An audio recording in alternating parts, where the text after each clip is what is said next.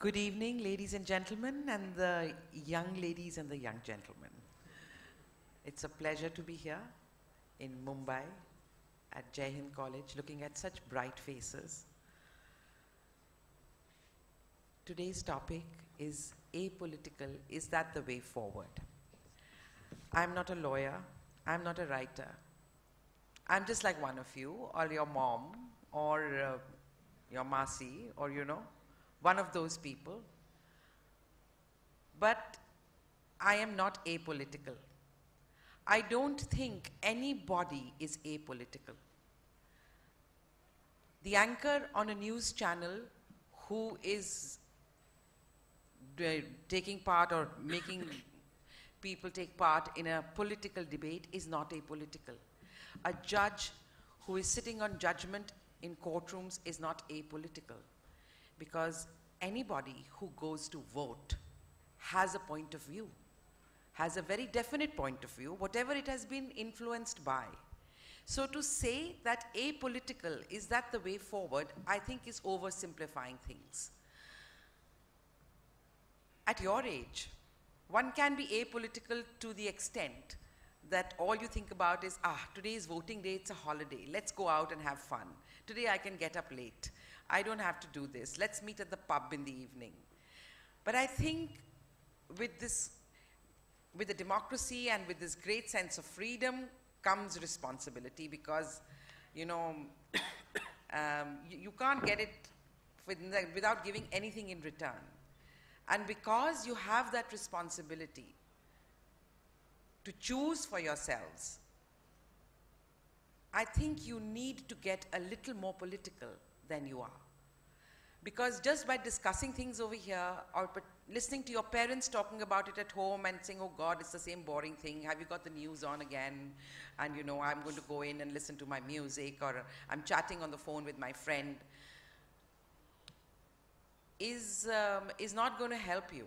Is not going to help this country that you come out in hordes to support when you have to march from Bandra till Juhu in support of India against corruption. There were so many young college students there. And it's not going to help you to have a reject button as they want, because you might use the reject button, but you might be playing into the hands of the very same corrupt politicians whose core voters will not use the reject button, but will go in there and vote for the same corrupt people to come back into power, because they have made sure that they have their vote bank securely in place. I'm sorry, I'm talking very straight. I'm not skirting the issue. I don't like skirting issues. So what if it's a college, and so what if it's youngsters? I think you need to be told about it like it is. We learned it the hard way. It took so many years for me to learn to come to this point, to realize what was right for the country according to me and what was completely wrong. So I think you need to, all of you, at least see news debates, read newspaper columns, get a little more, as you call it, political, and go out there and vote responsibly. What I notice happens is, these days lately there has been, there are a lot of polls in the country, who will make the best prime minister.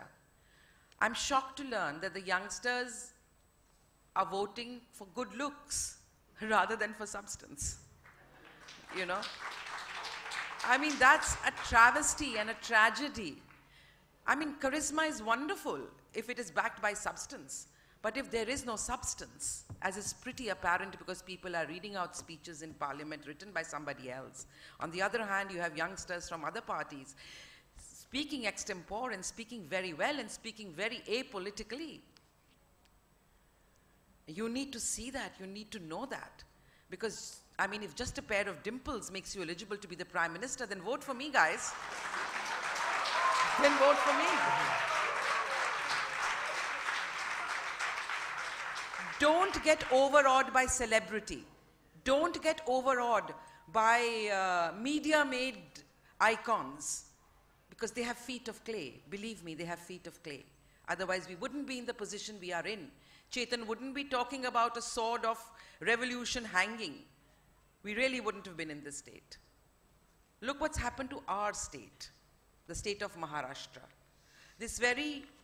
There are 59 flyovers which were made here by Mr. Nitin Gadkari many, many years ago. There are no other flyovers that have been built. One has been built at Andheri, and you know it broke the other day. Desperate to get some kind of construction going, because that's what keeps the government going, is, you know, this strange kind of overbridges are coming up which nobody uses except stray dogs and drug peddlers, and are more of an obstruction to the skyline of the city. This city has completely been finished. Where are the roads? Where are the infrastructure that we require? Why are we paying our taxes? I think the next movement should be, let's stop paying our taxes. Because I think that we as a civil society, as the middle class of India, as the people who are not going to vote in hordes, need to know what our rights are and need to fight for them. There is no need to go in for a revolution for that. You need to identify, educate yourself. There are states in this country which are extremely well run, in which people their lots have improved over the years. That's why people vote them back into power again and again. But I am astonished that in spite of knowing that so many people in our state are mired in corruption, they still keep getting elected. We have 2611, and after that, you all go with candles to Gateway of India, but only 44% turn out to vote. You have no business to go with those candles. Please don't come the next time.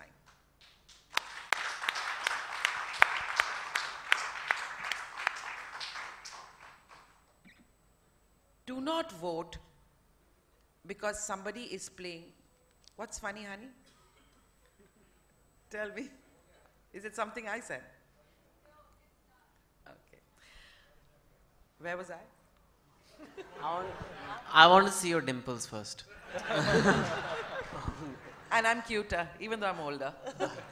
And I think Anna Hazare has amply proved the point that you don't have to be young to be capable or to be followed by people. You just have to be honest, upright, and do your job well. You need to be accountable. And I'm sorry, today's government is not accountable for anything. Otherwise, whether the Jan Lokpal bill is the perfect bill or not the perfect bill is not the point. Why are they so resistant to it? Why have they been fighting to not let it come in? And how come the opposition supported it completely and came on television and said things like, we support these points. We found the people of the team very reasonable to talk with, and they were very reasonable. We were ready, we could adjust. So obviously, there are better minds there, more honest people there. When somebody says all political parties are corrupt, don't fall for that. Because when a political party becomes very large, there are bound to be fringe elements. There are bound to be people who are corrupt. It becomes difficult to contain and difficult to control. But look at statistics. What statistics tell you? Where there are almost everybody who's corrupt, and where there are people that you find one or two people who have been involved in corruption and have been dealt with. Never, one thing I want to tell you, which a very senior leader once I met him told me, when you vote for your civic elections, vote for the candidate. But when you vote for the national elections, for the Lok Sabha elections, vote for the party. Because your MP is not going to make your living conditions where you live any better, but he's going to make the policies and the legislations that make the future of our generation secure, corruption-free, and a good life. That's what he'll give you. So do remember that. Don't get swayed by vote bank politics. My pet hate is vote bank politics of any kind. And I agree with Chetan when he says, don't vote for your caste or your creed or, you know, just because you've heard these stories. Because there's so much propaganda around. It's only by reading more, by seeing more, by absorbing more that you will learn what actually, you'll be able to sift through it. And the television camera is great at that. Because if somebody is telling a lie, it catches it. It is not necessarily the smoother or the better speaker who is telling the truth. Somebody who could be stuttering and faltering could be telling the truth, but the television camera tells you that. And I want for my leaders people who are real, people who are accountable, people whom I can reach and who will respond. And I think that's very, very important. It's also very important not to be apolitical, to be able to participate in building your democracy, not just by voting, but by actually taking interest and step by step taking a more active role in politics, which need not be a dirty word. Because to me, politics should be apolitical in that sense that it should be about the ideals that we were brought up to think about, rather than just playing political games to win a seat or to win an election. Thank you. Thank you.